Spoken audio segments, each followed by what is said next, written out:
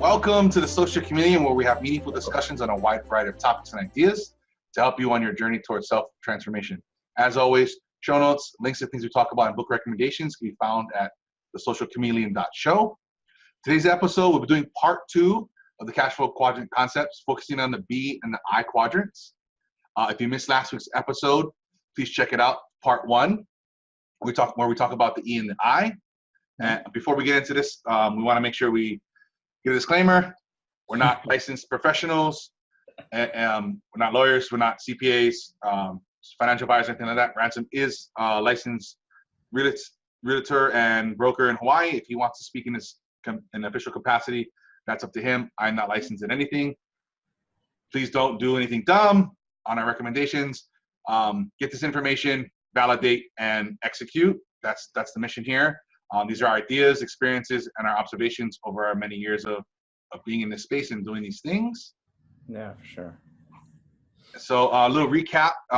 If you haven't watched part 1, go back and watch part 1, episode 9, where we talk about the E and the I, the E and the S, the employee, and the self-employed or the small business. We get into a lot of different things in there. It would probably be best if you're not familiar with the concepts to go back and watch part 1 to understand the E and the S, and then come in here and then watch the B and the I, where we kind of continue on from the left side of the quadrant into the right side of the quadrant here, which we'll be doing today. Oh, good. Ah, great. Let's get into the moving parts of it. Right side here, the B and the I, where we trade money for money, which fall in the B and the I. Yeah. And that's, so Ransom, what is your definition of being in the B? What are you thinking about when you hear the B, the big business? For me, I don't always see the B quadrant as a big business per se. You know what I mean? Like big. Right. But I guess more for the purpose, and I guess if you're in the E and the S side of things, you may not see it. But I think of kind of like tax purposes, you know what I mean? I think of basically this system that runs on its own that's basically just a piece of paper. Right. You know? To me, this is a B. This shows all your income, all your statements, all your assets, right. And it's separate again from who you are, Sorry, papers and stuff over here. So this would represent you, and then this would represent your B on the side. Something where it's a system of things that generates revenue, and it's a complete separate entity from you. I don't know. Maybe that's too complicated. Maybe you can kind of simplify it. I don't know. So maybe a category, like an identifier, like being a C corp or an S corporation or something like that, more than number of employees or annual revenue or something like that. Is that what you're kind of going after? Yeah. I mean, if you're going to get into the tax lingo, it just depends on everybody's verbiage on what they want to do, right? You have C corps, you have S corps, you have limited partnerships. For me, a sole proprietor is more in the S quadrant. Yeah. Kind of thing. I don't know if you could be a big business as that. In my opinion, it's not, because as sole proprietor, you're still attached to it. You know what I mean? Like it may be a system of things, but then again, yeah, it could be in the B. You're right. I think the totally wrong. Regulations like over $7.5 million annual revenue. That if you're, in my opinion, still a sole proprietor doing $8 million a year, you're probably paying way too much taxes. Right, but then again, it just comes down to if you're going to spend $8 million a year, and you like to, I like to spend $8 million a year. Yeah. Sure. That might be the business for you. And if you're $8 million in revenue in cash, again, we're not professionals and not trying to talk about avoidance. Yeah. But if you're a cash business, sometimes sole proprietor is the way to go. Yeah, and that's up to you guys to decide. Like we said in the last episode, and we'll reiterate probably several times today. Yeah. Go see a tax professional that understands your business and what you're trying to accomplish, and see if they can help you lower your tax bill. Yeah, and definitely, in my mind, just kind of think B does stand for big business, but it doesn't necessarily have to be something that's got a lot of moving parts. To me, if you want to simplify the definition, a B is a system, right? Whether it be of employees or technology or some type of business that you've created that you physically can walk away from. Mm-hmm. And if you're not there, your business will continue to do its own thing, make its own money, make its own revenue. And that's and that kind of differs, I guess, a little bit from where the I Quadrant, which we'll be talking about a little bit later. I Quadrants to me are more like, I guess they're simple, tangible assets like stocks or real estate or Bitcoin, whatever you want to think of in those terms. But for the B, yes, it does make money over time, but it's a little bit more complex system. And for tax purposes, it does fall under one of the schedules. It's a pretty easy way to go. Not sure. I know when I think about it, I know it's not in the sense of the word, but when I do think about it, I think of 100+ million revenue, right? The big Samsungs and Apples and Googles and all. That's what I think of. I know that's not entirely what it is. Well, I mean, for them, and I think that's the reason why a lot of people, maybe they might be scared to get into this territory or scared to start their own business because they look at something like that and they think, that can never be me. Like I can't do that. I can't fathom that. But what most people, don't think about is those businesses all started from nothing. Apple started from a garage. Yeah. With two guys, just like me and you, know? Right. And that's how it started, and they were probably originally a sole proprietor. Yeah. And from there, they turned into like a C Corp or S Corp or whatever the tax law was at that time that gave them the advantage. Yeah. And it kind of grew into something bigger. So, I don't always, that's the end product for sure. Right. That's the end product. That's one of the drawbacks of having the B, is that, when it gets too big and when it gets to something that's necessarily, uncontrollable, you have so many employees, you have so many assets that you have to manage, you got a lot of red tape or you can't grow anymore, like those are all good problems to have. They're good problems to have, but they're very hard problems to solve. So, it just kind of depends. So, you're right. They are big, but the main thing I think we're looking at is that they generate some type of passive income coming back to us. You know what I mean? Whether that be in a large chunk of change, like if you sell your company, you know what I mean? Or if they pay royalties over time. And unlike the I Quadrant, in the B Quadrant, you can kind of, for the most part, you can control a little bit of aspects, right? Versus if you're in the I Quadrant, you have this stock and you can't really do much with that stock, right? Yeah, you have no control over ups and the downs and what they do and where they shift. The buyers and the sellers control the price of that mainly, but if you own a company, right, like say Apple, right, if you own that company and you come out with a new product, right, like when the iPhone first came out, like it changed the world. It changed Apple. You know what I mean? When you create a product like that, that can make your business grow exponentially and have a lot of returns on you, That's kind of what I remember. I forget when we had or how we got this conversation, but remember about that conversation we got into that argument about creating a market. Remember that? Oh, you're like, oh, you can't create a that's market. Like 10 years ago. I was like, dude, what are you talking about? What do you mean? Like, I don't know. If you want to revisit that now, but I'm still of the mindset that I don't believe you can truly create a market for something. I believe you can find it. But how do you find something that's not there? It is there. You just haven't found it yet. You know what I mean? That's like saying my wife is out there. Like, I don't create my wife. I find her. You know what I'm saying? Maybe someday we might. I doubt it. I don't know if you watched that show on HBO, Silicon Valley. The last couple episodes, this guy took funding and made an AI robot like he was in love with.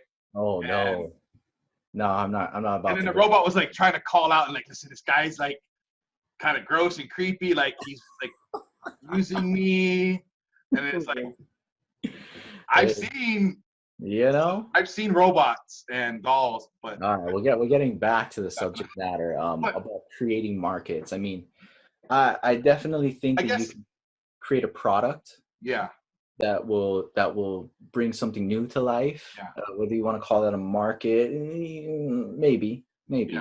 I I don't mean, know.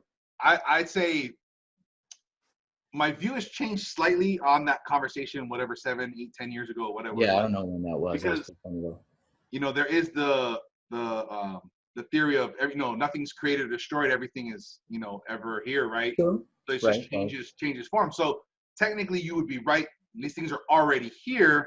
We just got to manifest them and bring them into life. Right. I mean, I definitely believe that there are products and services out there that people are waiting for.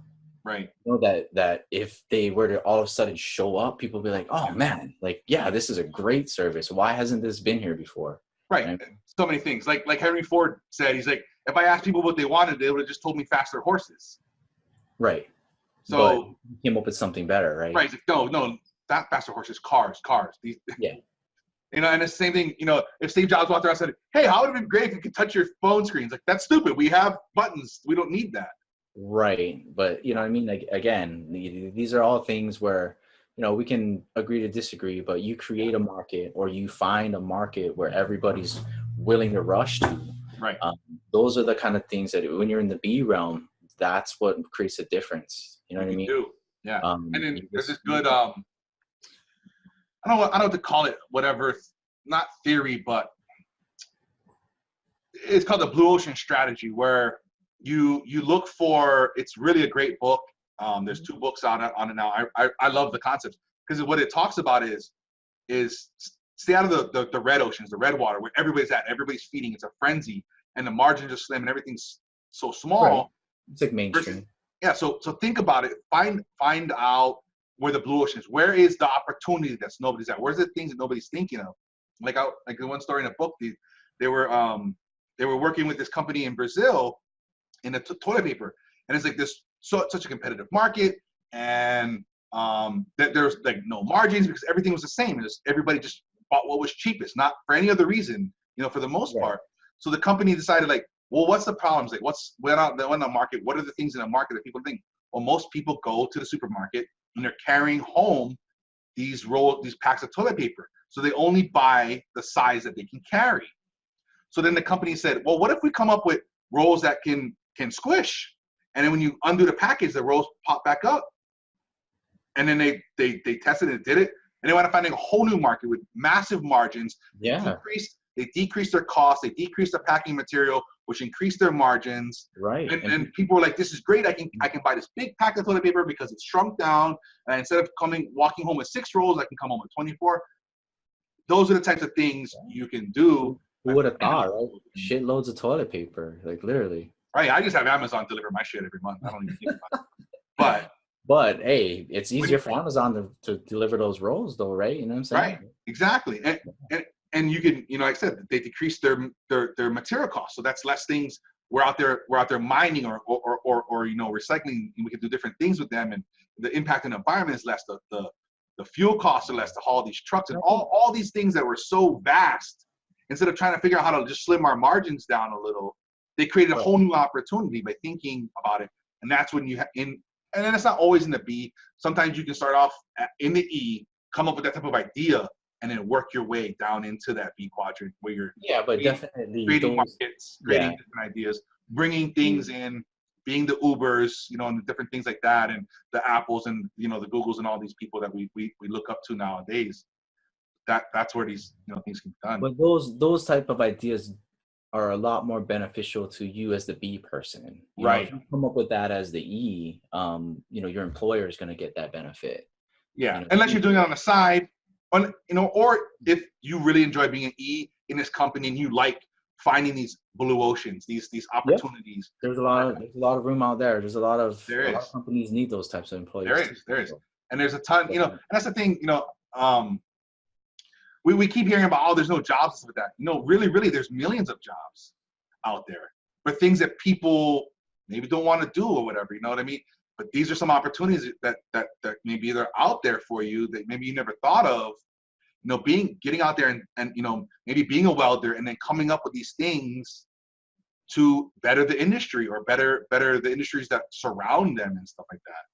Yeah. Well, I mean, to me, that's the beauty of the B is that, you know, I mean, you have control. Like if you have this new idea, I mean, granted, not everybody has new ideas like that. I mean, they're more common than most people think. Yes. I think a money making idea comes along all the time. Every day.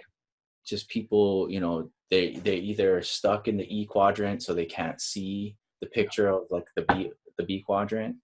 But when those ideas come along, you can take it and run with it, and the sky is the limit. There's literally nothing you can or can't do in that section. And that was I think one of the biggest lessons I ever learned early on was somebody had said, I don't remember who, I wish I could give them the credit for it, but you the man, you the woman.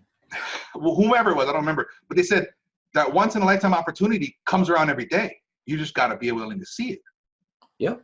And I was like, holy shit, you're right. Like we always think, oh my God, we got to get out. This is a once in a lifetime thing. It happens all the time. Mm-hmm. Maybe we're not in tune to it, or we don't see it, or it's not in our area of expertise, but they're always out there. These opportunities are always there. I forget who said it too, but it's like usually like the crazy ideas that people like turn away all the time are the ones, you know what I mean? Like, oh, that would never happen. Yeah. But, I mean, we hear about these all the time. Unfortunately, those are glorified, and we don't hear about the 75 billion that have failed and just ruined people and ruined stuff. But you've got to understand. I actually had a conversation yesterday within the Daily Stoic community about this, and then I actually posted something today on my Instagram and stuff about this. But yeah, challenging those things and maybe pushing bounds of things that we always thought were not possible. You know what I mean? But also understanding like how much can you bend the will of the world, or how much can you push and go, you know, by there's only so much that will ever change or ever is possible, and understanding like that balance between, you know, it's not physically ever possible versus no, but just because nobody's done it doesn't make it possible. Yeah, I mean that always goes back to any Disney movie or anything like that. Right. Like, you know, your dreams are your dreams. You know, it's up to you to make them happen. And just because it's not possible now doesn't mean that it won't be possible in the future. Yeah. Who knows? You might be the very well person that's gonna make that a reality, you know. Yeah. But, you know, those are the things that I think are a lot of benefits to the B, is that, you know, you have control, right? You get this passive money over time. And if you have a money-making idea, or you have something that you can exploit, like those are going to have exponential like returns on your investment for sure. Yes. Some of the other advantages that the B people have, or the B quadrant has, that the S quadrant doesn't necessarily have, are the tax advantages. Yeah. You know, usually as a S, in my mind, you know, please don't limit me to this, but, you know, just in general terms, S people are normally sole proprietors, right? Yeah. So they have all of their income in one section. For the B quadrant, you know, you can create multiple businesses to hold multiple assets. Mm-hmm. And that's kind of the beauty of it. You have all this money in pocket section A here, and then all of a sudden you make too much money in this section. Yeah. Well, guess what? Now we're going to limit the money that we have in this section, and we're going to come up with section B here. Right. So now we have two corporations instead of one. And I'm holding this paper up when I have a dry erase board back there, but we'll get into that later. You know, my favorite story on that was, I don't know if you remember this, but the guy he went to his tax attorney, whatever it was, and said, I want to buy a yacht. How can I make that tax-free? Oh, I think I remember this story. And the guy's like, well, unless you buy a yacht company and then build a yacht for like demonstration purposes or something along these lines. Yeah, he wanted to buy the yacht tax-free. He wanted to buy the yacht tax-free, and the attorney or whatever it was like, unless you own a yacht company, that you can't do that. He's like, okay. And he went out and bought a yacht company. Yeah. And then, but these are the things you can do. Like, you want a yacht tax-free? We'll go buy a yacht company and then build the yachts as a demo or whatever it was he used to get that free yacht. And not only does that, the yacht company actually wound up being more profitable than the other company he owned to buy the yacht company. Right. But again, those are things that the B has that the E we'll never see. And sometimes the S will have that same Those things tax, are there. right? But now instead of, I don't know how much yacht costs. Let's just say 60,000. I don't know. You know what I mean? Well, Throw an M on the end of that. all right. All right. Wait, you want to go a mil? You want to go 100,000? I don't know how much yachts 60 cost. mil, I could say is a nice. 60 mil. Okay. So whatever. You want to buy the $60 million yacht, right? And it would take so much to pay taxes on 60 million. I think you're in like the 50% tax bracket. Something like that. If you make that kind of income. Right. So when you look at it, you're going to have to make double that. You're going to have to make 120 mil, right. Pay taxes of $60 million, and then use that $60 million to buy your yacht.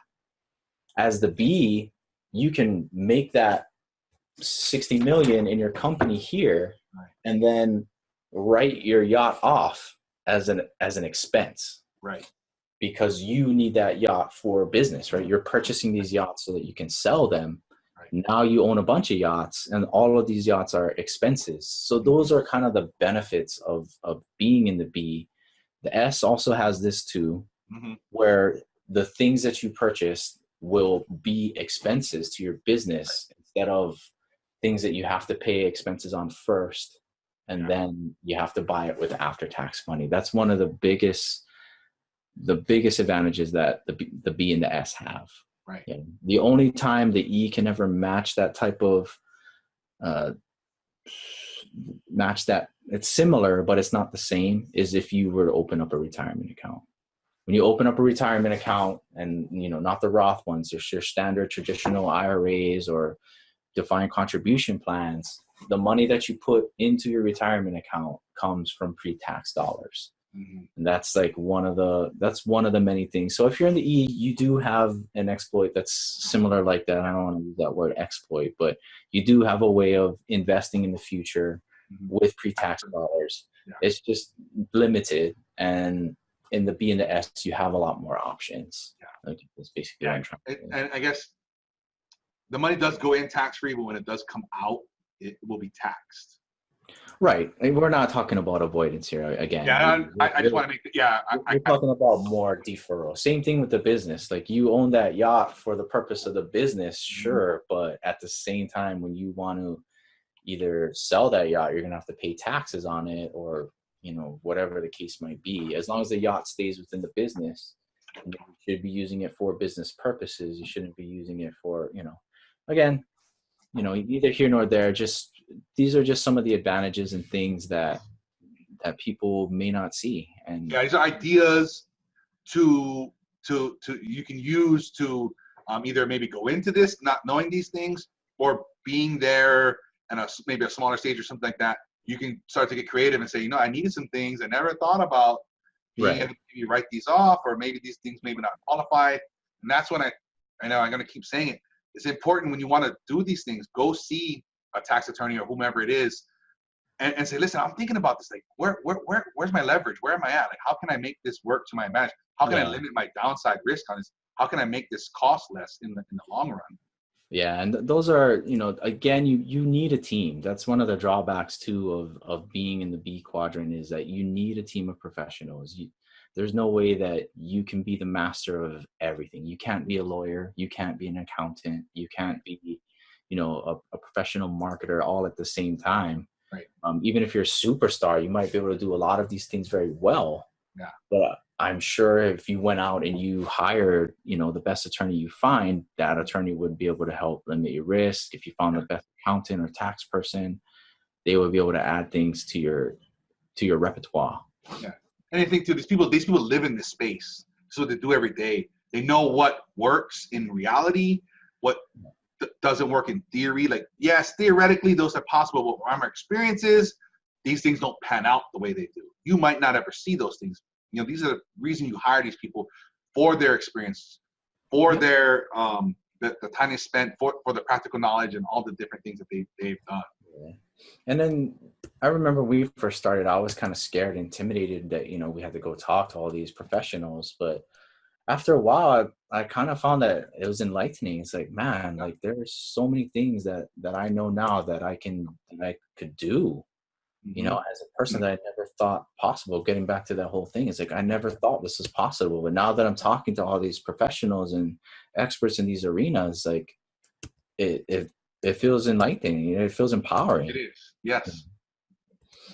So that, you know, it is a drawback that you will have to, you know, a lot of these people you have to hire. You know, if you want the best of the best, they're gonna demand prices, right? They know what they're worth. And sometimes you can sidestep that by just asking one of these people to lunch. I mean, if you know them well enough, you can just go have lunch, talk story a little bit. Yeah. And a lot of times too, nowadays with the internet and stuff, some of these guys have these public personas. They have YouTube channels and maybe they do Instagram things. I've seen some of these guys doing these things now. I do recommend some of my marketing clients to be the voice in their industry, to speak up and educate the community. Definitely. So there's that opportunity too. There's a lot of professionals out there that just like to give advice, you know, and they're on these websites. And if you find a good one, you know, they might be a source of it. And I guess caution to the wind when approaching professionals and experts in these things. Like if it's something you can YouTube or something you can look up on your own, it's easily Googleable. You might want to do your research first before asking them something that's just a simple question, because that simple question may require you as a person to research a little bit more on the topic before you can tackle it. You know, again, these are complex things, you know, that these professionals talk about, and don't be scared. Definitely, I wouldn't recommend being scared if that's, you know, definitely know your cup of tea. But to me, I found a lot of these things to be enlightening, and that's a big why I wanted this stuff to be on the show, you know. But that just goes like with the different mindset. You know, a lot of people, I think I did this the other day, right? Like if I'm holding up my hands, right? Like this is my, you know, raise your right hand. Like the people watching, you're raising your right hand. But if you look at what I'm doing, this is actually my left hand. Right. Or is it, right? Because you're looking at a mirror image of what I'm doing, right? So it's just like a mind trip. Like people, you know, if you think like an employee, right? If you think like a small business person, a lot of the difficulty is just going to be understanding mindset. Right? Yeah. Understanding that, you know, the guy that's in the video, he's actually raising his left hand instead of, you know, you raising your right. Like there's just subtle differences that will make all the difference from going from either the E or the S to the B quadrant. And those subtle differences will give you a world of advantage for sure. Yes. Yeah. Yeah. And that's the thing. Don't be, like you said, don't be scared. Don't be intimidated.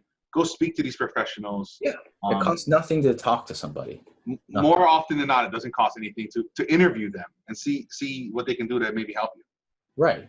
Definitely. And if so, it, you know, maybe a couple $100 an hour, but whatever the case might be, if you have a real problem that you need to solve, you should be talking to an expert in any way, shape, or form. And understand the value they're going to give, and maybe the discount you're going to receive. If this person costs $10,000 to give this advice that saves you $300,000, that's a great return on $10,000.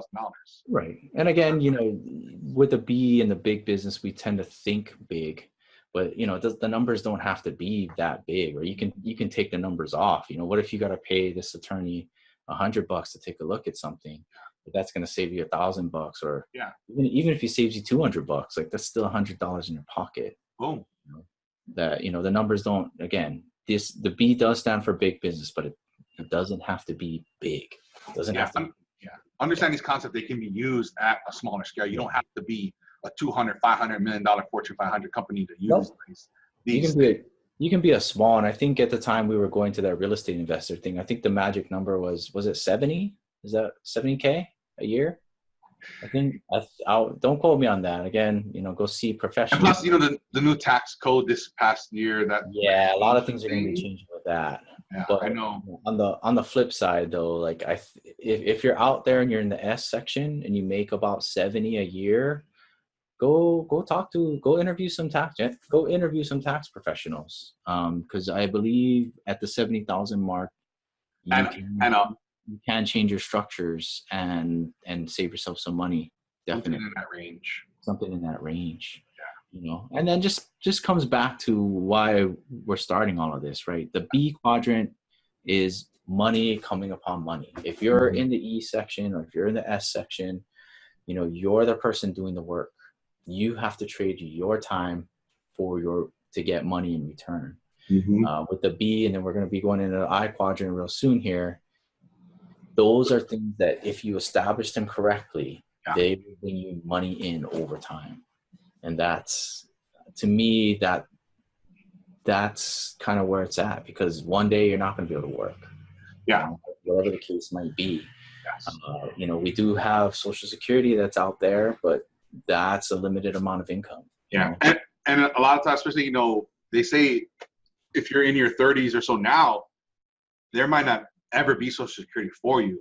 I'm not so sure about that. I don't want to start that myth. I'm not saying this is fact, but I'm just saying these are things to think about. Like, now we think about these things and like, oh well, yes, I have this plus Social Security, but if you're in our age range, this might not be something that's there for you. You know, so right. So take that into consideration. Like, listen, this is what I'm possible, but I'm gonna hedge against that not being around. And I like that. I like that approach a lot better. You know, hedging, right? Like, we know Social Security is an option.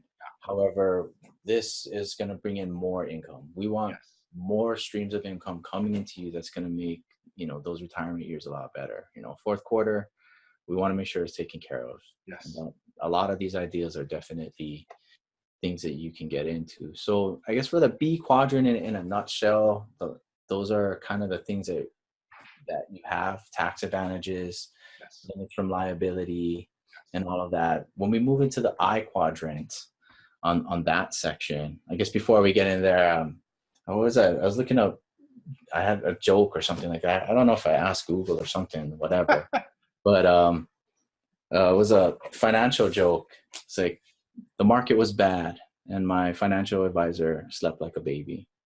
He woke up every 2 hours crying. He's just like, I don't know, but still a joke. Tough crowd, I guess. But, you know, again, it's just, you know, this is the section that people are fearful, possibly, or maybe they think they have enough time. Yeah, I'm not sure why people don't get started in this section, but you know, I think a lot of it is one of those things, like, they create this language and these things, and a lot of times you're made to feel like you don't understand this, so this isn't for you. You know, like, you listen to a lawyer talk, you're just like, what are you fucking talking about? You know, like a doctor, and same thing with the financial industry. You know, they make up these things and then they make it seem complicated. And a lot of times they tell you, listen, this is complicated, and it's like, it can be, like anything in life can be complicated. Right. But there's also fundamental base rules that for everything, and this is an area that has that. Yeah, in general. So I guess some of the definitions of the I quadrant. What do you think in defining the I quadrant? If you can kind of give my simplification of the I is your money's making more money for you. Right. Money making money. Yeah, and that's definitely true. And we talked, I guess, about the more complicated section of the B, right, versus this whole system of things, right? Either employees or systems behind it that generate revenue. I's are more a little bit tangible. They're something that's simple, you know, something that you can see, hold, right, like a stock. Right. A stock is, you know, basically a piece of paper like this. You can actually get a certificate. Yeah. And nowadays everything's electronic. So, you know, you rarely, I think I've only held maybe a few stock certificates in my life out of all the stuff I've done. I've seen a few, like my grandparents, something had. Yeah. But nowadays you just basically, it's all virtual, you know, just like your bank account. When you go online, you check your balance. Same thing with shares of stock. It's all ones and zeros. Yep. I guess because I do hold my license, right? I believe real estate is also another good investment, right? You can own it. That way you're not paying somebody else's rent every month. Yeah. You're paying yourself. The other thing you can do is if you own real estate, you can go rent it out. And that property will, again, just bring revenue to you as long as there's a tenant in it, you know, the vacancies. Yeah. And that's the thing too, people, they kind of, worry about these some kind of things like, oh, what if there's not a tenant? Well, what if I'm not making any money every month? What if I'm just breaking even, or I'm losing a little bit? But you gotta have a longer term vision and focus on it. Maybe month to month you're not making anything, or maybe you're losing a bit, but at the end of the year, are you recouping these in tax benefits and tax breaks? Or even if you're not, are you thinking it's okay now, but in 3, 5, 10, 15 years, that's not going to be a problem. This place is going to be paid off or whatever, and then I'll have this asset free and clear. Yeah, and that goes back to a lot of people, even with the question, is your own home an asset or is it a liability? Right. And to me, I mean, I could go either way with that. Yes, on a month-to-month basis, if you live in your home, you're still paying X amount of dollars to stay there. Right. Yeah. But most homes have some type of fixed mortgage. Nowadays, 40-year mortgages are becoming more popular. But hey, man, Japan, dude, they have 99-year mortgages. Oh, that's the future. Yeah. Well, I mean, generationally speaking, right? Yeah. Like if you buy a house, you're going to give it to your children. Yeah. 100 years is not really that bad. Right. Especially in some place like Japan, where those things are baked into the culture. Yeah, definitely. Everything is generational. You're thinking about 2, 3 generations down the line. Yeah. Yeah.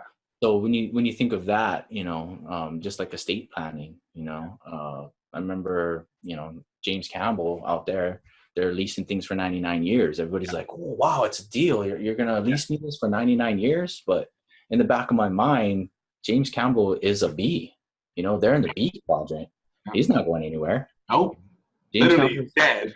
is an estate. Yeah. And that's the thing we didn't really get into about the B, is that's a legacy you can leave behind for generations to come. That B is going to keep going even after you're long and gone. Yep. So for people like us, we look at 99 years, we're not going to live that long, but the James Campbell estate, right? The B quadrant, they're going to be around forever. Yeah. Just like, was it, I forget what the school, I don't know if it was Harvard or Princeton or whatever, Yale or whatever it was.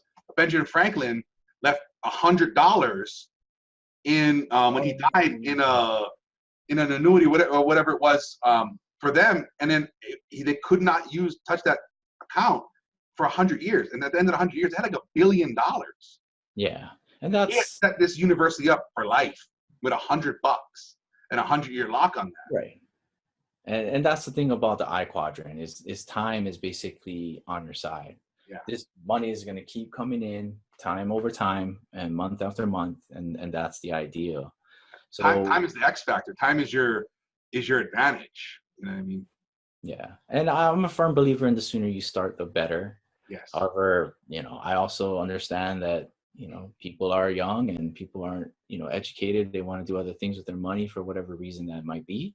And that's fine. But eventually, especially third, fourth quarter people, you should be looking into that. If you're in the first or second quarter, you got time.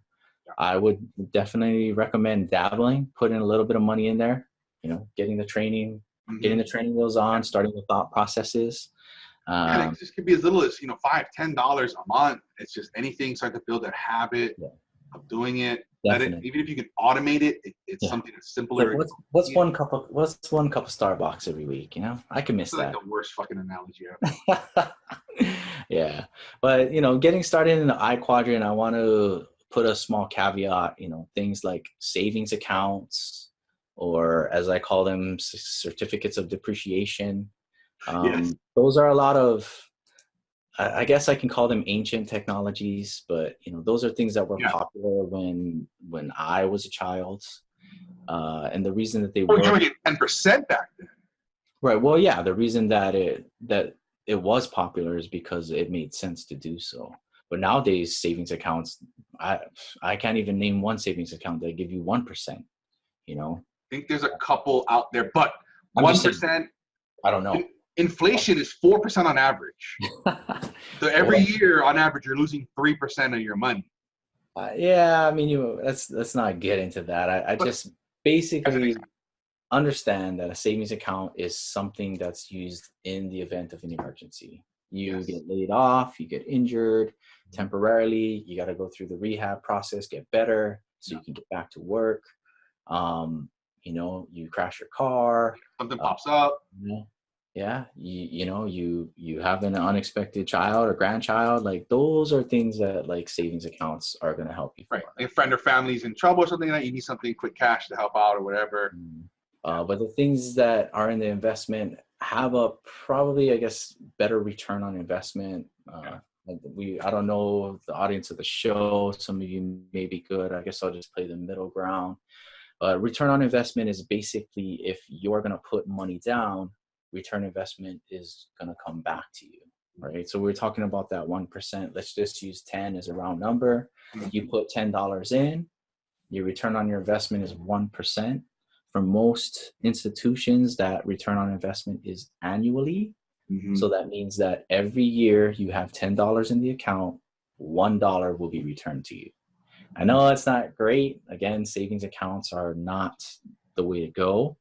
However, that's just the simple concept and how it works.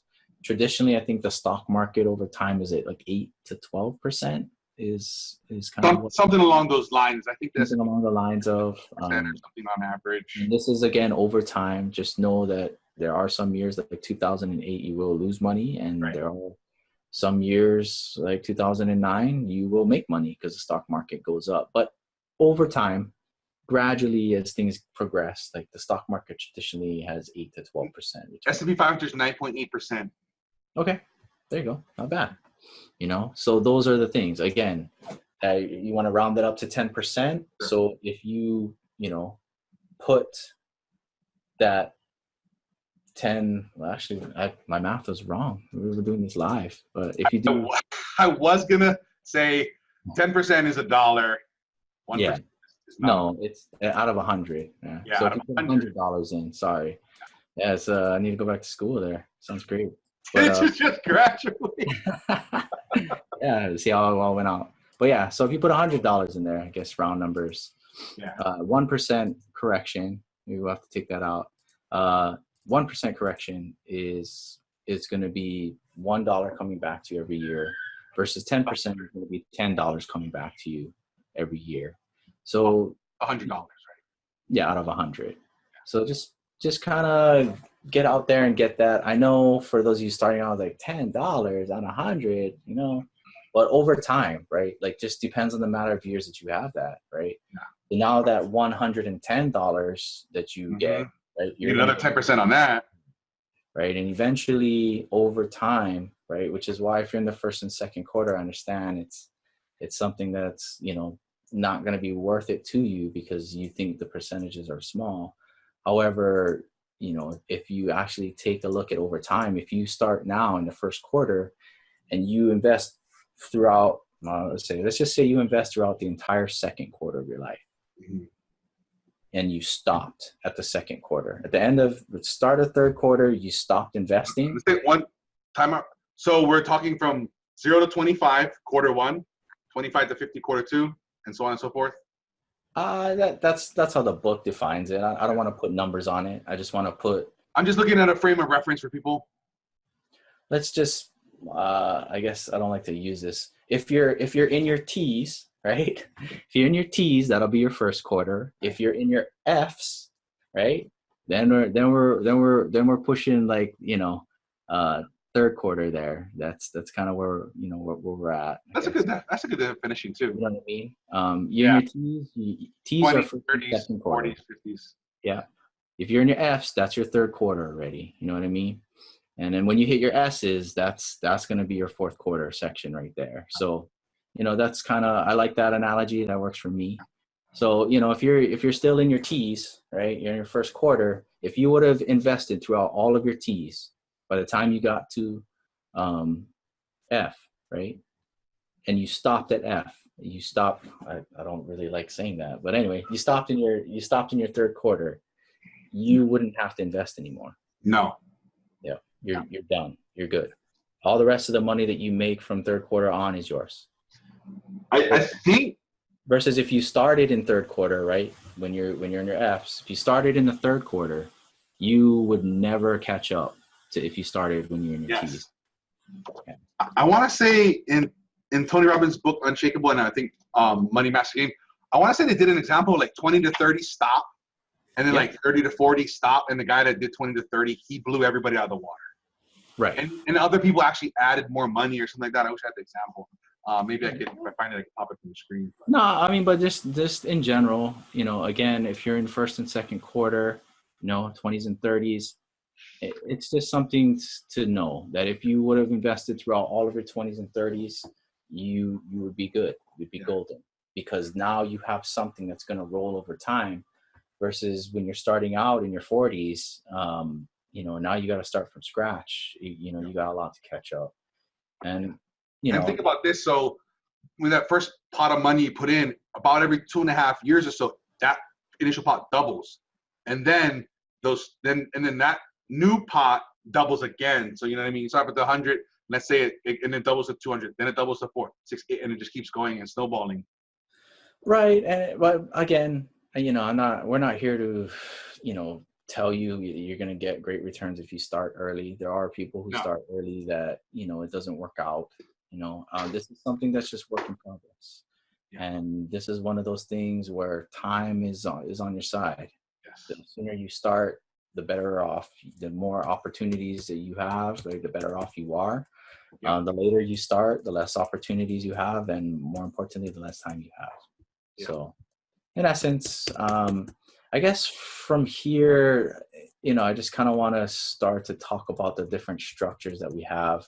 Yeah. I know for most people, if you're in the E Quadrant, taking a leg and stepping into the I Quadrant, definitely go see your employer. See if there's some type of either defined contribution or defined benefit plan. You don't really see too many defined benefit plans.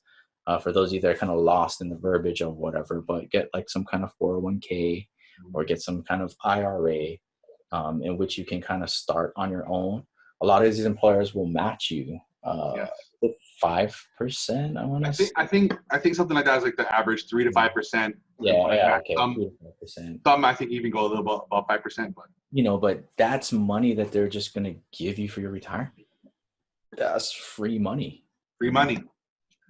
That's definitely something that you can go get started now, and you know, be kind of hands off, but be unemotional. You don't need to know what type of tax structure you're going to have to do that. You don't, you know, everything's just set up in a package for you. Yeah, I think that's definitely a good way to start. Yeah, and who knows? You know, there may be some of you out there that have had employers in the past where you actually did start a 401k. And you quit that job, and your 401k is still out there, floating wherever, sitting in limbo. Yeah. Sitting wherever it's going to be. You know, you have the opportunity to take that and roll it over into whatever it is you want to roll it over into. Yeah. You know, go contact that company, go find out, hey, did I have an investment account with you? Like, yeah, you do. It's still here. Yeah. You know, you find out that it's been making money while it's been sitting there. Yeah. You know. You may find out it's been losing money since it's been sitting there. Who knows what it is, but definitely take time, get out there, find out what it's doing. You know, that's to me a big part of learning is getting out there and doing it.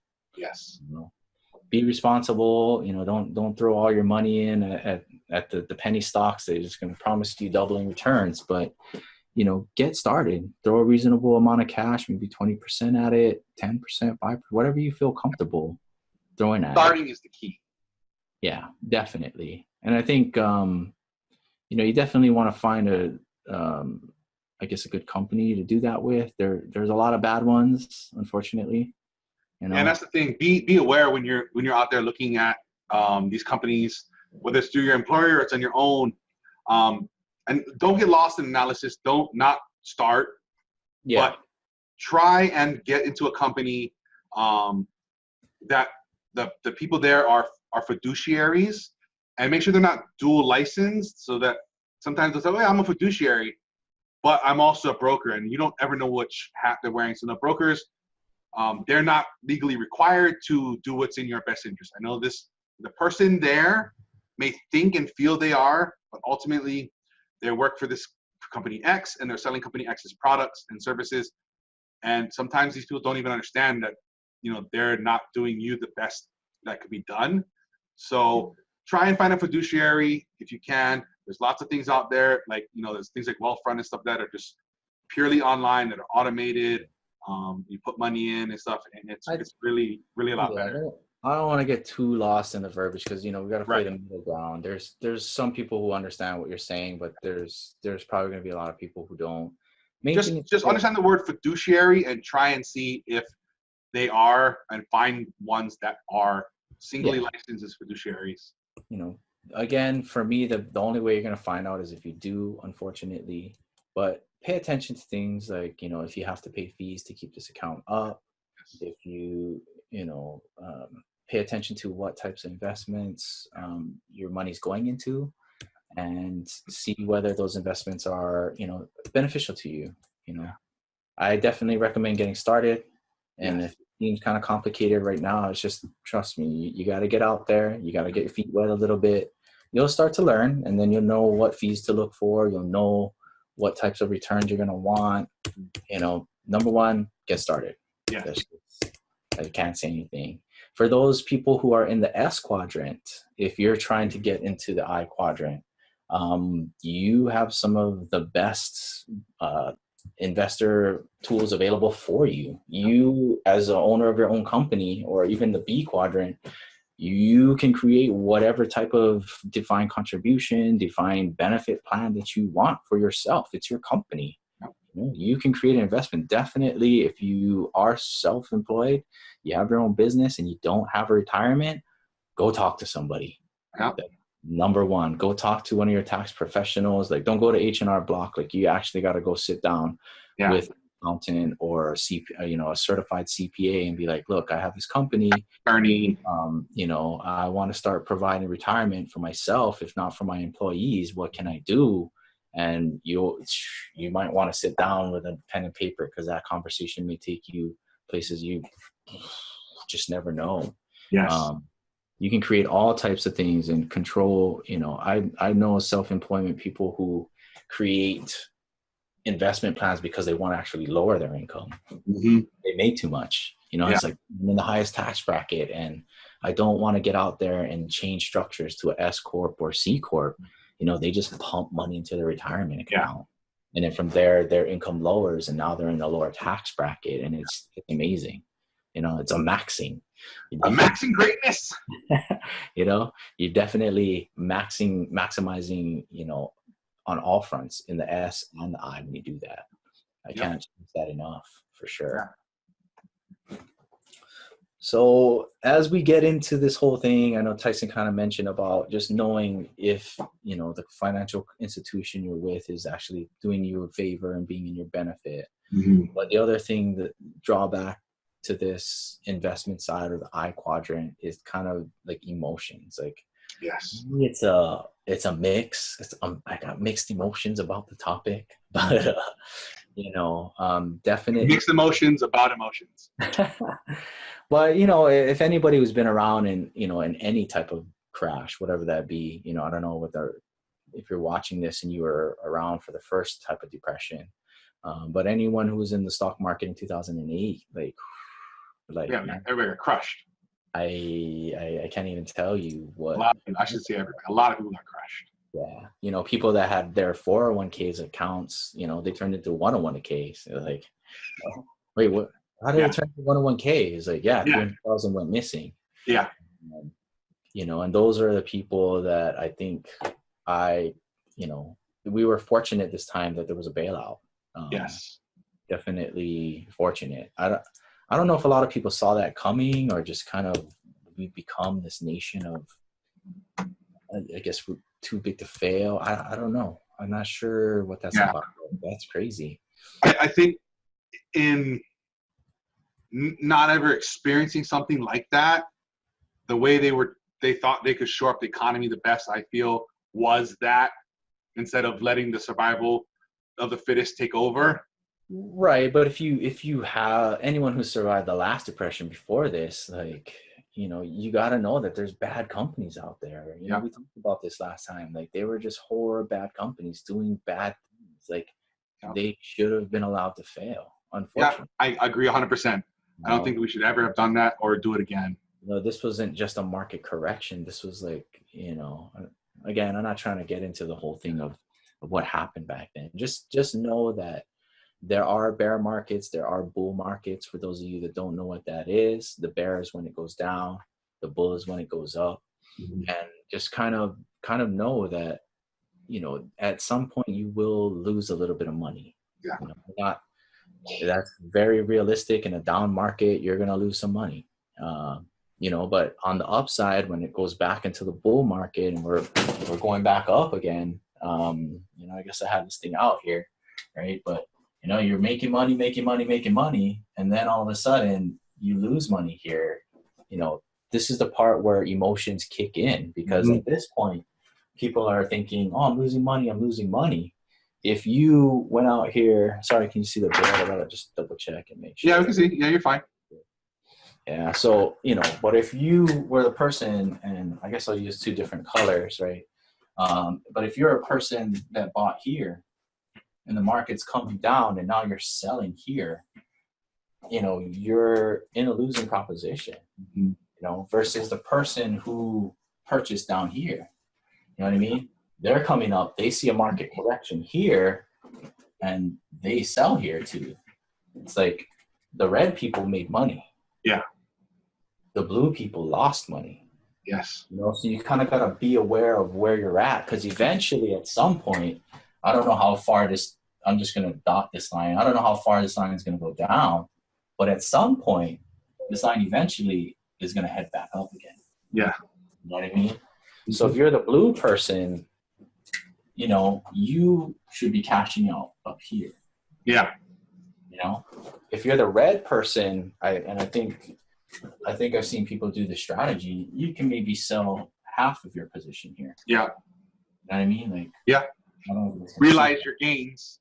You know, you take profits here to cover what you spent here, and then you wait, and then you capitalize up here, you know? Or other strategies could be, if you're red here and you notice this, you can also double down.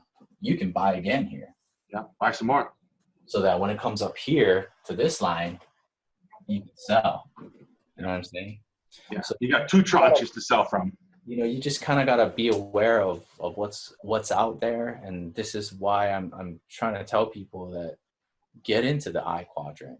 Yeah. Put your leg in it, get your feet wet, because there are so many things out there that can be making you money that you may not be aware of. You know, definitely get out there, educate yourself, and definitely see the things that can come to fruition. I don't know if you have anything to add to that, or no, absolutely, that was well said. I mean, the point of this is about emotions, and do things in your benefit to get your emotions out of it. From when you make these rash decisions, I don't know how many people during that 2008 market crash, they're like, oh, I'm selling everything in my 401k, I'm getting out, I'm not doing this stuff anymore. It's like, no, stop. If you sell now, you are guaranteed those losses. Yeah. Versus if you just stay away and stop listening to the hype on the television and whatever, and letting yourself get you know, so invested in this, and especially if this is not your full-time gig, you're not going to know what's happening. And if you've never been privy to these types of things, you're just going to make rash decisions off of your emotions, you know? So do things to your advantage to automate these things. Let these systems and these processes and the, you know, sometimes the algorithms or the professionals handle these things that are like, when these things happen, they're like, ooh, opportunity. Because when that happened in 2008, all I said was time to get in and buy. Yeah. And I capitalized on everybody running for the hills. And I bought as much as I used all my liquid money, and I bought as much as I could. Because I knew the things that I were getting into, with one loss, I wound up in one company I bought, wound up in stuck in bankruptcy court. But everything else I bought. There were some things I wish I did buy that I was apprehensive about, but nevertheless, I saw opportunity and I bought, and I, you know, when everybody's running and everybody's scared, that's your time to make money. When everybody's happy and fat, maybe it's time to think about pulling out. It's interesting that you have that concept, because I was on the other end. You know, I was. Yeah. And we were in the same room, like, dude, get in here. You're like, fuck this. Yeah. I was like, dude, I just lost money today. Like, you know what I mean? Like, you're looking at. I'm doubling down. We're both looking at the same stock, and we're in the same room. You're looking at the price to buy, and I'm looking, you know what I mean? Like if I had back on the board, I was that blue ball that was up here. Yes. My stock just crashed because I owned it, you know, and you're over there like, oh, it's time to buy. And I'm like, let's go. Money. Like, you know, but it's hard. It's, if we never went through these things and we had the knowledge and the thing, you know, to find this and see this, say, oh, time to get in. You know, I wish I had more money then. You know how many people got very wealthy or wealthier during that time? They bought up tons of real estate. They bought up tons of stocks. They bought up. There's a movie. It's called The Big Short. Like, it's a great movie, The Big Short. I'll link that in the show notes. Yeah. Made a lot of money. There's tons of stuff, and you know, when people are running, these are the times you sit back and you look and say, you know, is there an opportunity here that people aren't seeing or are scared of? You know, right. And that 2008, we were fortunate that the government did do a bailout. Yes. And because of that, people saw gains from 2008. If you bought at the later half, maybe November, December 2008. You see runs like the stock market corrected itself in what, 2-3 weeks. Something. It was quite quick. Right after everything was settled, like the dust settled. Itself quickly. You know, normal market corrections of that take longer than 2 to 3 weeks. You know what I mean? Once the economy kind of figured out we're going to be okay, the government's going to bail us, all the stock markets just shot back up. Mm-hmm. And those were also the times where I also had people coming to me with their 401k, like, Ransom, you're doing these stock things, you're in real estate, like, what should I do with my 401k? And then I just asked them, I was like, well, what happened? You know, what was the situation? Like, well, I've had my 401k forever, and then in 2008 it just started losing money. Mm-hmm. And that's when I sit back and I say, don't do anything, don't touch anything. There's a bailout coming. So you may not, you know, you went from 401k to 101k. I get it. Your emotions are high right now, but know that there's going to be a bailout. If you sell now, 101k is all you got. Locked in. You know, but once the recovery starts happening, you're probably going to get a 201k. You may even get a 301k. So just hang in there. Yeah. And for the people that at that moment, once you realize what's going on, you know, you hold on and it goes back up. Yeah. You know, you're just in that position. So, and understand, when you lose 50%, you need 100% to get back to even. Yeah. Don't Again, do those like, I'm trying to just let you know that emotions are going to take its toll. Yeah. When you got skin in the game, right? When money's on the line, you know, especially this is your retirement account we're talking about. For those of you that have built it up from the second quarter, you know what I mean? And now it's big, and then it finally takes a dip. You're going to feel that emotion. You're going to feel your heart sink in. Like, but that's when the times you got to just take a step back, you know, and start making educated decisions. Mm-hmm. Again, go seek professionals, go talk to people about what's going on. And don't be playing looky-loo in your 401ks and stuff. Just leave it alone. Yeah. Let it grow. I'm one to see that you should kind of check on it occasionally. I'm not saying not check on it, but there's people that get compulsive. They're always in there, and they're always in there checking like, on it. Last week I was down 4%. This week I'm up 6%. Next week I'm down 12%. I'm like, oh, play this. Stop. I definitely, for those people who, if you're on an emotional roller coaster like that, by checking it, and some people, they might have anxiety, and that's the reason that they're checking it. You know, I would try to stay away from that. You know, you just gotta get educated, know that you're gonna have some losses, you know, take your lickings when you get them, and, you know, you're gonna have some wins. You know, I definitely think that emotions sometimes make people do a lot of the wrong things. Yes. They buy when they shouldn't buy, they sell when they shouldn't sell. And, you know, again, if you're gonna get started in this, it's not a scare tactic. You're just trying to prepare you for what's going on, and that, you know, maybe putting your type of investment and you running your own stocks and doing your own day trading, maybe that's not the thing for you. Mm-hmm. You know, maybe go find a company out there. I don't know. I hear you mention it. I say their name wrong all the time, but what is it? Wealthfront. That's one I like. It's come out of this downturn that happened. They do stuff with very, very, very low management fees. It's all algorithms and computerized. There's no offices. There's no all these things. So, I like that kind of stuff. That's one of the things I use to, and I just, every month automatically just money comes out of my checking account and goes right in there, and it just does its thing. And I maybe once every 6 months, 12 months, whatever, I'll peek in, And the one thing I like about that too is, if there's, there's been some times where I'm like, ooh, I see something or whatever, and I'm like, I need quick cash. I know I can jump in there and I can pull that money to be in my checking account within a few days, So that's something I like to do, is one of the strategies I use. Good.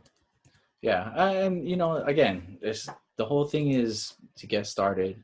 Yeah. Just kind of know that, we just want to forewarn you that emotions are going to play a role. Yes. Just kind of be aware of that. Know what's going in. Maybe you can get started at less. Don't put all your money in there, but definitely trying to find something that's right for you and that's going to ultimately work for you, because in today's world, you need a leg in the eye. You need to be in the I quadrant. Doing something is better than doing nothing for lack of knowledge or scared or whatever it is. Yeah. Get past that. I'm not saying to become an expert in this industry.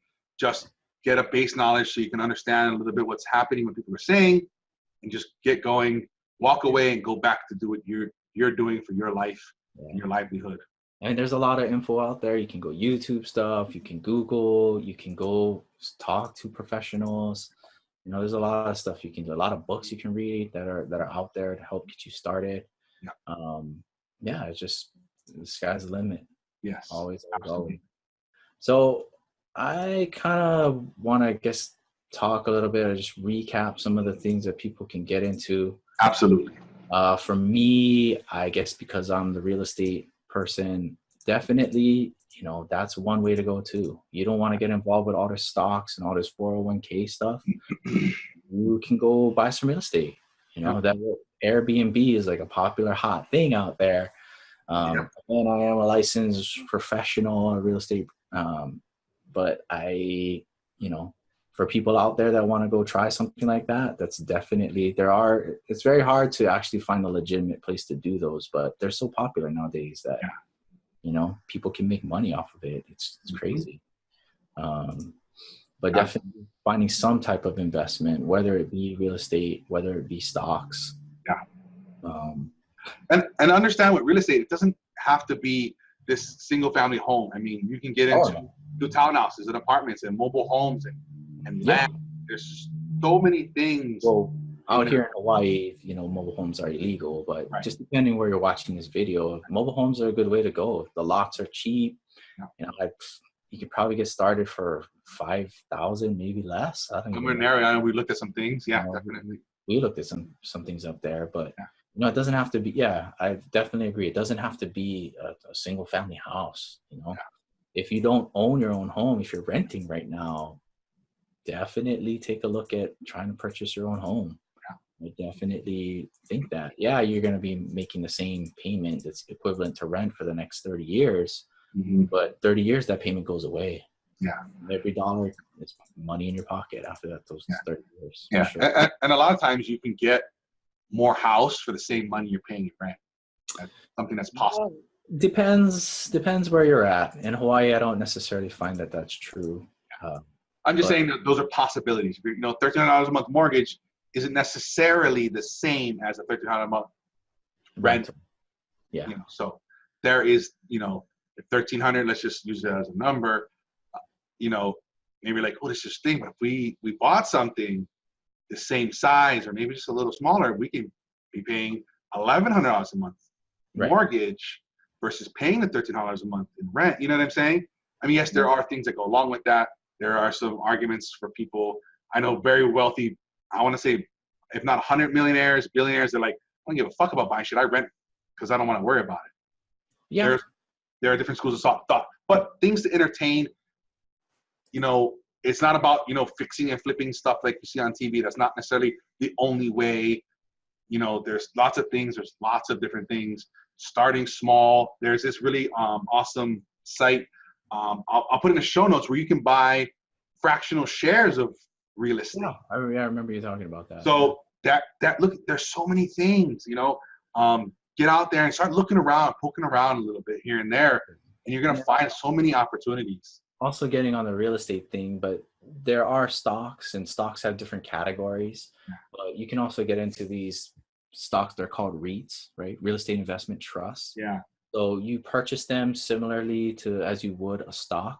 However, the dividends and stuff that you get on those returns, and that's something we didn't even talk about either when you buy. Oh, stock. yeah. You know, it's taxed a little bit differently as real estate. So, you know, and even buying a REIT, you can chime in, you can listen to their meetings, their minutes, you know, and you can kind of see the things that they're getting into. Some of it may be over your head, but, you know, that's a good way to get involved in real estate. If you don't, you know, you're not comfortable doing things, maybe you just go purchase a REIT and then you follow that company, kind of see what they're doing and just provide insight. You know, there's so many different kinds of things. For people out there that have employers that match your 401k, I don't know how many times you've mentioned that in those last 2 episodes. If you're in the E quadrant looking to get into I, that's a very, very good way. And if they match, that's free. For sure. Yeah. Even if you're in the E and maybe you're thinking, you know, maybe one day or soon I want to switch over to an S or something along those lines, still take advantage of that free 3, 5, 7, 8%, whatever it is. Take advantage of that. You know what I mean? You can always, when you do leave that company, you can always roll that over into other opportunities. Yeah, definitely roll it over into something else. And for those of you that, again, getting back to the real estate thing, if you have a 401k out there, you can use that money from your 401k to buy your home. Definitely, you're going to have to pay it back with a little bit of interest, but it's definitely possible. You can use that money as a down payment for your home. So I definitely recommend 401k matching. That's kind of a no-brainer. I've even heard of, I know this is a bit ago, and I'm not sure how it's still working, if it's the laws have been changed, but people were partnering with their retirement accounts to buy investment properties. Yeah. Like me and my 401k are partners. Well, buying this property. Again, we're not professionals. I wouldn't say just something I heard about before. Those are probably going to be more self-directed IRA accounts. That's what it. Yeah, there you go. That's what it was. Right. I think that's the verbiage. But again, you know, this is the part where go seek a professional. Go find out. Hey, I have this retirement account that's been stale forever, and it's kind of making me some money. But what can I do with it? That conversation alone just might open up and change your world. You know, having those kinds of things. And don't be discouraged, whatever. If you go and you see somebody maybe that you've been or a year, and they go, I have no idea, you're stupid, I've never heard of that. Thank you so much. Go find somebody else that knows about it. Yeah, definitely. Be tactful. Be like, oh, okay, well, that's kind of what I was interested in. Cool. Yeah. You know, do you know somebody that might know about that? You know, and again, just have the conversation. Yeah, just because you get turned on by one person doesn't necessarily mean that doesn't exist. That might just not be the expert that you want to go seek. Right. Or sometimes, you know, I've had conversations with professionals and they're like, yeah, I know, but I don't believe in that. I'm like, can you help me with it? They're like, no, because I don't want to do it. Okay, that's great. And I have to go find another professional. Yeah, not a problem. Yeah. That's definitely for sure. And then I guess I want to add this out there, even though it's not necessarily an investment per se, but they do have those education funds for children. Yeah. This is just, I want to, you know, because we talked a lot about the B and the S having so many tax advantages. As an E, you can get started on a fund for education for your child, you know, and that will come off of your before tax money. Right. So that money will come down and bring your tax liability down. And that's, you know, it's not necessarily an investment for you, right? But that's an investment for your child so that they can go to college, you know, and that's lowering your tax liability in the now. In the now, you get to pay that with pre-tax dollars instead of paying taxes on it and then paying for your child's education, which is what you can do anyway. Which is with post-tax money anyway, or loans. You might as well take advantage of that too. That's definitely something out there for you. Yeah, and I know Wealthfront just launched a program to help with those college savings funds. Oh, okay.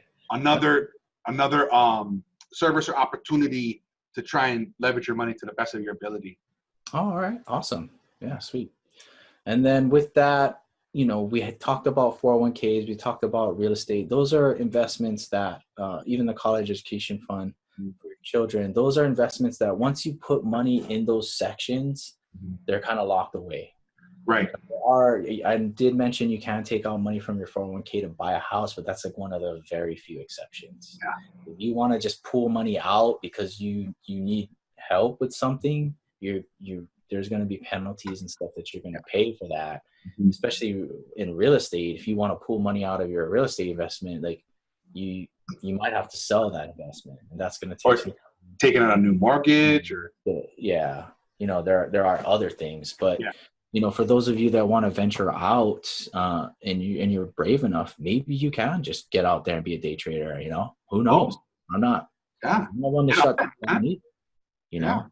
They have a lot of these brokerage accounts that they give you electronic money, right? It's a virtual account that runs off real market data, and you can practice. You can go in there and you can get started and just practice trading. See how you're going to do. It's not even real money. It's just fake money. It's all digital stuff. Don't feel bad if you start winning and you're like, man, I could have had $1 million. You also could have lost $1 million, but yes. But that's just all it. Get started, get educated. That's definitely, we're all about awareness on the show. Get out there. Yes. There's so many things. I mean, the investment realm is vast. And, you start getting into these spots of it, people get very creative and things you never thought were possible or whatever. So many things. Look at Bitcoin. Like, who would have thought? You know what I mean?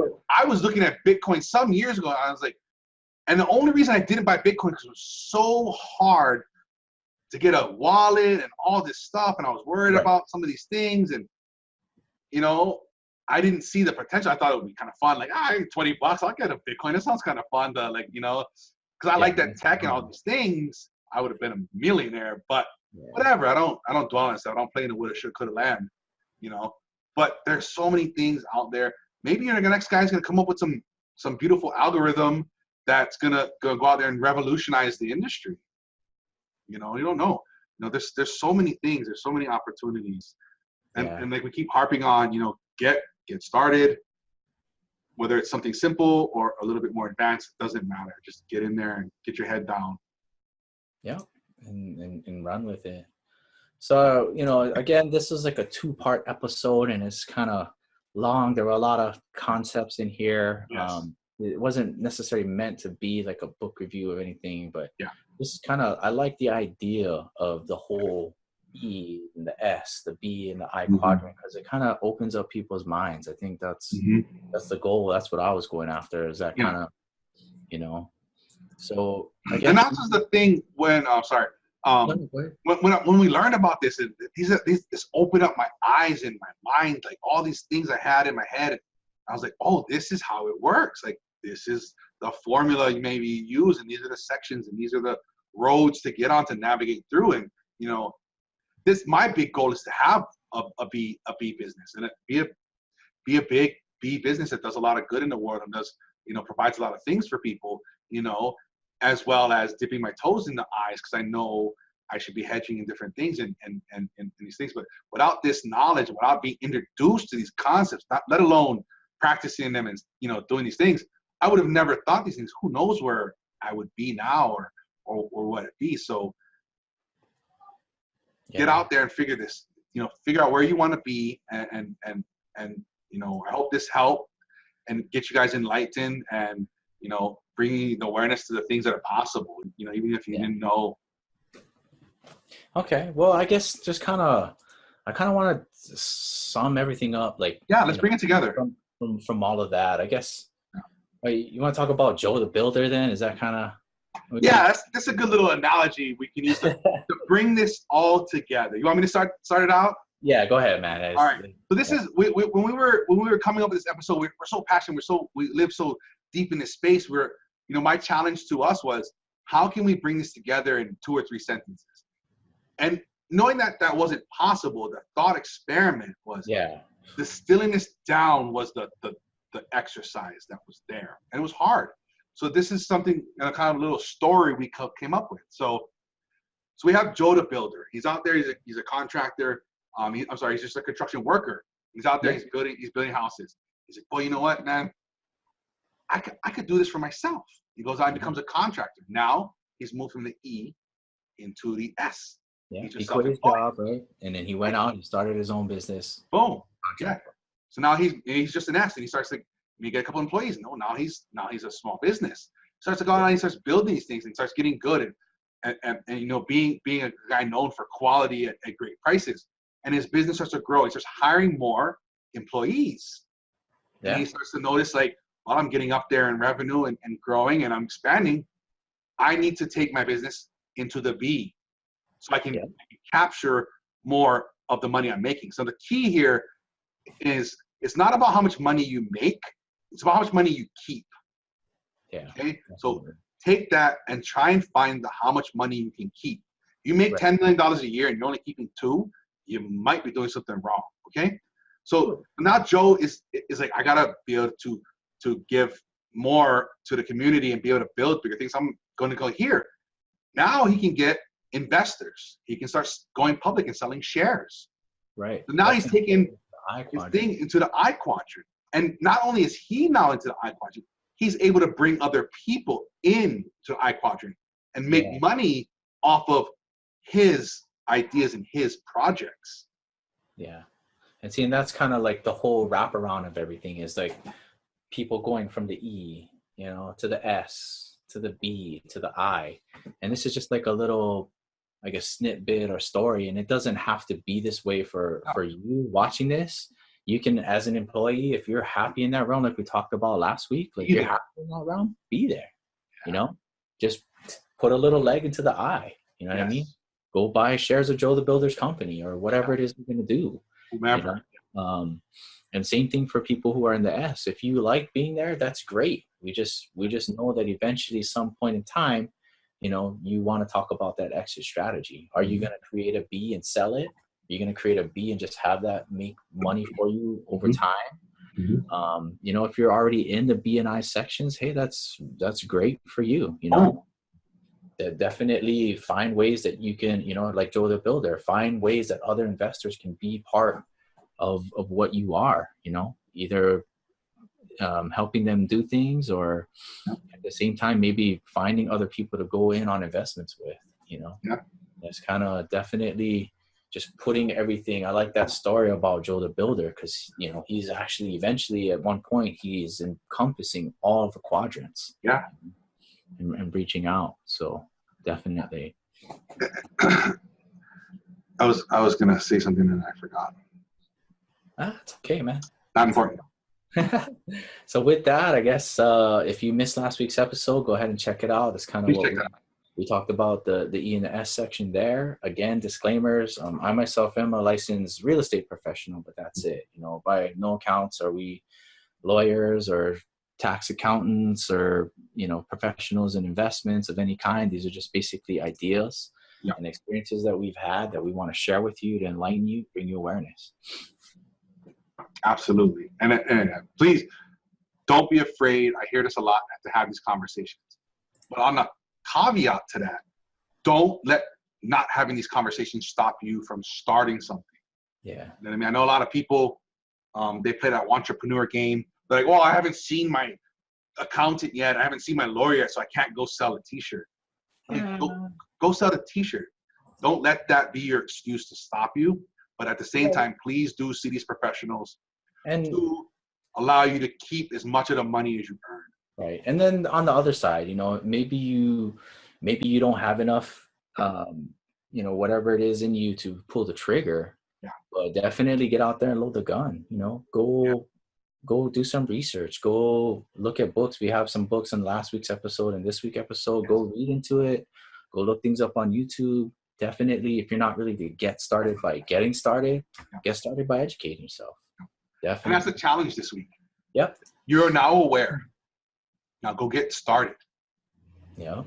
Take this information and validate it for yourself. Yeah, I like that. And then execute. And that should be the concept you go through with life. Don't go out willy-nilly when you hear people say stuff. Go validate and then execute. I like that. Boom. Okay? And then on the books, the book that inspired this episode, Cashflow Quadrants by Robert Kiyosaki. I would encourage you, if you haven't, read the precursor to that, Rich Dad, Poor Dad. Yeah. That will help bring the language into things. Your mind will start to go. And when you get into Cashflow Quadrants, you'll have that base knowledge, so it's easier to understand what he's talking about. Yeah. Ransom. Another book we got here is Automatic Millionaire by David Bach. Tyson talked about taking your emotions away from things. Automatic Millionaire is a pretty good book, and how he basically automatically takes money from his paycheck and throws it into these investments accounts. You don't see it. Money's out of sight, out of mind. You live with the rest, and your investments do their own thing. Very good book. And that sparked something that Tony Robbins in his books from last week, we also recommended Unshakable and Money Master the Game.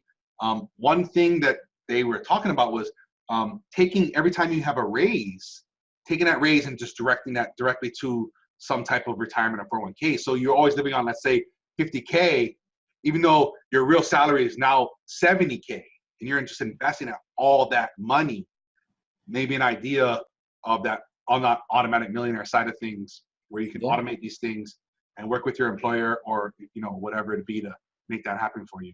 That's good. And then another book we got here is Stay Mad for Life by Jim Cramer. I don't know. Actually, his show is pretty good too. Mad Money. I don't know. Yeah. He's got a lot of bizarre things on that show, but he's actually pretty good. He's a good, fun personality. Very fun, very, very entertaining personality.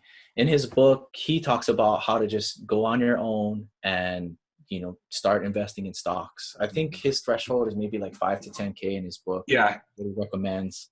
But he recommends 10. Definitely, you want to get out there and not necessarily be a day trader. He's got a lot of different strategies on how to do stocks. Yeah. Stay Mad for Life by Jim Cramer is a good book. He's also got a show, Mad Money, you can watch too on CNBC. Yep. And then, as always, we have a giveaway. This is a whole month-long giveaway here. This is going to be the Obstacle is the Way and the Ego's Enemy coins, and then the books that these have come from. These are great things, especially talking about emotions. Ego, it plays a big part in a lot of things that we do, and understanding that and being able to conquer that. But it's going to be these coins, and then the books that go along with it. Head over to thesocialchameleon.show/pick-me to enter to win. And I said the contest is open until the end of May, the 31st. All right. And then in closing here, like always, Ransom, thank you very much for coming on. And this is a lot of work to put the show together. I really do thank you and appreciate you for that. All of you here, thank you very much for investing your time and getting this far through the show. I really, really hope you guys really learned a lot and opened your eyes to things and possibilities that are out there, whether you knew about them or maybe you didn't. Some new ideas have sparked. Thanks for joining us. You can also join us on our journey all week long at Win the War From Within on Instagram, Facebook, Twitter, YouTube. There's this episode will live and so many others and things are there.